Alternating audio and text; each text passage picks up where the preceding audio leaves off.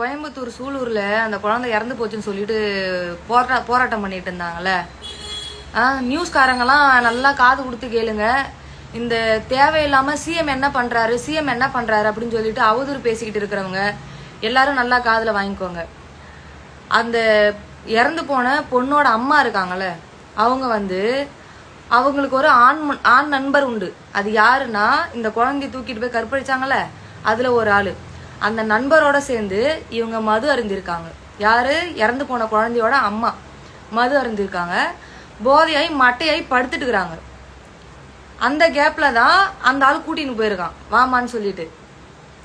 இதுல நிறைய மர்மம் இருக்கு. எதுக்கு நான் சொல்றேன்னா, அவனுக்கு ஒருவேளை காம உணர்ச்சி இருந்து அந்த காமம் அவனை தூண்டி இருந்துச்சுன்னா போதையை போட்டு மட்டையாயிட்டு அந்த தாயையே அவன் தப்பு பண்ணிருக்கலாம். எதுக்காக குழந்தைய கூட்டிட்டு போகணும்? குழந்தைகிட்ட அப்படி என்ன ஆபாசத்தை கண்டான்? இந்த கேள்வி எனக்கு தோணுது. உங்களுக்கு தோணுமான்னு எனக்கு தெரியல. சிஎம் அவர்களை பார்த்து சிங்கப்படை அமைச்சங்களே எங்க, போலீஸ் எல்லாம் எங்க அப்படின்னு சொல்லிட்டு கேக்குறீங்களா? அந்த போலீஸ்காரங்க எல்லாரும் அந்த ஒரு அம்மாவோட வீடியோ நான் போடுற பாருங்க, தண்ணி குடிக்காம டீ குடிக்காம அந்த குழந்தைய தேடி அலைஞ்சிருக்கிறாங்க. ஆனா பெத்த தாய் மட்டையாய் படுத்துட்டு அடுத்த நாள் காலைல தான் எழுந்து குழந்தைய காணனே தெரிஞ்சிருக்கு. ஒரு பெண் பிள்ளை வீட்டுல இருக்கும்போது நீ தனியா குடிக்கிறதே தப்பு. ஒரு ஆண் நண்பருடன் உட்காந்து குடிக்கிறது சரியா கேக்குறேன் நான். இதுல சிஎம் என்ன பண்றாரு? நீங்க குடிச்சு புட்டு உங்க ஆண் நண்பருடன் அராஜகம் பண்ணீங்கன்னு அலப்பறை பண்ணீங்கன்னு கூத்தடிச்சுன்னு இருப்பீங்க. நாங்க உங்க பிள்ளைங்களுக்கு பாதுகாப்பு படை போட்டு உக்காந்துருப்போம்.